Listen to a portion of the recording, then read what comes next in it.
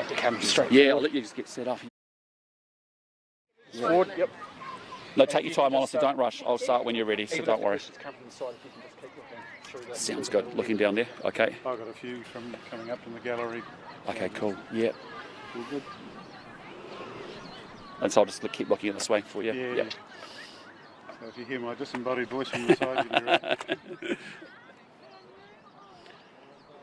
They were great, weren't they? Amazing energy. What a great dynamic bunch of young people. It was interesting. I asked a lot of them what they want to do, and they all had good sense of it, so it's great. All right, you guys all ready? How are you going? You All sure? ready to go, fellas? Just don't rush,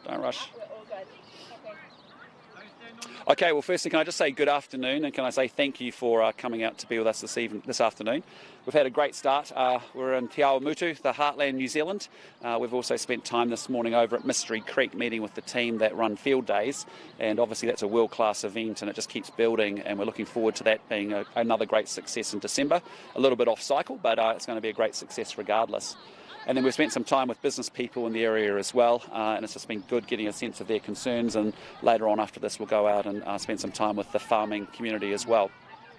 What I'd say is the big news of the day, I think, is the release of those budget documents, which shows that, frankly, Labor is addicted to spending and has been making the cost of living crisis worse, and they really need to face up to that problem. And that was the advice that was in those documents. It was very obvious that actually Labor is definitely addicted to spending and making the cost of living crisis worse. And with that, happy to take any questions you may have. Can I just ask a quick local question? You've got local mayors in Waipa and Waikato and Hamilton expressing a range of concerns about the new housing intensification rules and the potential for it to turn places into dumps and be overcrowded and change their character. Would you reconsider national support for that legislation at all and look at doing it differently? Well, look, I mean, it's really important. We have a housing crisis and a housing shortage across New Zealand. We need to densify our cities in particular, and we obviously need to continue to open up greenfield spaces as well to do expansion of housing as well. I did meet with Mayor Michelchrist this morning as well, and he raised some of the concerns, particularly around the supporting infrastructure, whether that can support intensification or not.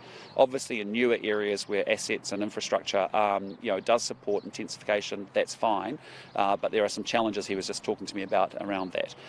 As we've said, look, we are supportive of we have to deal with this housing crisis in New Zealand, and the reality is if you're a young person in New Zealand at the moment, one of the reasons you want to know that you can work hard and on your income you can actually afford and to be able to buy a house. And so we've got to find that balance of being able to densify our cities and expand into new areas and new land. But we are also, we're happy to hear what's working, what's not working, and we'll make amendments as needed in government. Okay, so you're prepared to change if needed? Yeah, absolutely. We'll take the consultation and hear the challenges that we've been hearing in different places up and down the country. Yep. In due course, yep. How would you sum up your week? Oh, it's been a good week on one level. We had a fantastic conference. I think we've got an outstanding policy. The Welfare That Works has had a huge, positive reaction, to be honest, both with community organisations and employers, and I think we found the balance right there of incentivising and encouraging and young people to find a real practical solution to the problem of how we get them into work. We had an outstanding conference in Christchurch. There's a lot of positivity and really good energy. Obviously, you've seen we've had good momentum in polling, and we've come a long way in 7 to 8 months since with the new leadership team in the National Party. And then equally, on the other hand, we've had a frustrating week with respect to Sam Uffindell and then the revelations that have emerged in the last few days. Okay. Any more revelations that have come to light? No, I mean, obviously, the reason I put an independent investigator in was after the recent set of allegations, and they were incredibly serious, and they are concerning to me. And I have to say, as a father with a daughter that's flatting at university, I take those incredibly seriously. And so, what I've done, yesterday or the night before was to put in place an independent investigator who will look at both sides of that allegations. It's important that the complainant's allegations are taken incredibly seriously. Sam disputes those allegations or aspects of those allegations, and so in fairness, I need to run an independent process where we can get to the bottom of it.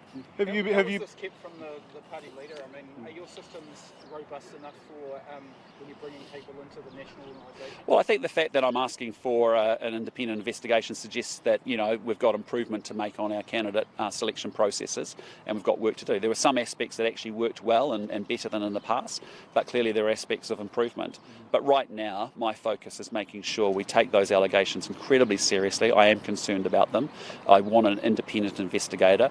You can't get anyone better than Maria Dew, a QC, to be able to lead that investigation, and we need to get to the bottom of that. And that's important to me because, and then we'll think about the processes going forward. Have you been processes that you inherited? Well, we've just got to keep improving our processes all the time, and and that's what we'll look at after we've completed the independent investigation. Have you been able to establish why your staff didn't tell you and give you the heads up from the start? Well, look, it is what it is. It was a mistake. Ideally, I should have been informed, and the reason was, I really wanted to make sure that sort of information would have got into the local election campaign so that voters were informed and they could form their own judgment and a sense of character from their own point of view. But look, it is what it is. I have huge trust in my staff. I think they're absolutely outstanding. But we made a mistake here, and we are where we are, so we're moving forward. But have you got a clear explanation as to why that mistake was made?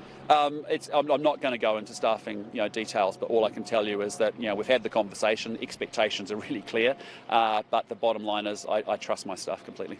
Would you be willing to force a by-election if it's untenable to keep them? It's really too speculative and premature to do that. My job is there were some really serious allegations raised. They were different from what I had led to believe was the full set of allegations and issues and incidents. And as a result, that's why I moved incredibly quickly to put an independent investigator in. And the reason is once we get to the end of that, we'll make a decision and work out where we are. Can you explain why you won't name the staffer who made that mistake and didn't tell you? I just don't think it's appropriate. I've dealt with the issue. I've been clear on my expectations going forward, and I trust my staff completely. But that staff member remains in place? I'm not going to get into staffing details. Have you spoken to him, Uffindell, since he was stood down, and how's he doing? I haven't checked in. I had other people check in with him just because of yesterday was a bit flat out. But what I'd say to you is, I did meet with him when I talked to him about why I wanted to bring an independent investigator on. As I said, I take those claims incredibly seriously. I have a daughter who is flatting at university now as a dad, and I'm thought of many dads across the country. We'd want that to be done right and to be done, to hear those allegations really seriously. Equally, on Sam's behalf, he disputes some aspects of those allegations, and he deserves natural justice as well. And that's why, I want to step back and have a dispassionate, objective, independent investigation. And how long do you expect that to take? I think it will be about 2 to 3 weeks. We're just firming up, terms of reference now, and we'll get those findings back then. Given that you're the leader of the opposition and the public clearly need to have confidence in your office, do you think it's in public interest to sort of name the staff member that's made this mistake, and also how you're exactly dealing with it? Look, I think we're dealing with it incredibly well. I think we've taken great leadership and we're moving with tremendous pace. We had a set of issues that had been declared. We'd done some reference checking. We understood that issue, but the reality was a new set of allegations emerged that we were completely unaware of, and they deserve proper investigation. And I have total trust in my staff, as I said before. We make mistakes. We are where we are. It is what it is, but now we move forward. So what do you make of those images of women's underwear displayed at Sam Uffindell's flat in 2004? Yeah, not great. And I would just say to you again, as a dad of a daughter at university, not great is all I can say. Yeah, and have you spoken to them since those allegations have come out? Not the story today from the ODT. Okay. All good for me, thank you. Awesome. Can I just say thank you very much for your time and go and enjoy the Te Awamutu sun? All right, take care. See ya. Thanks guys. Bye-bye.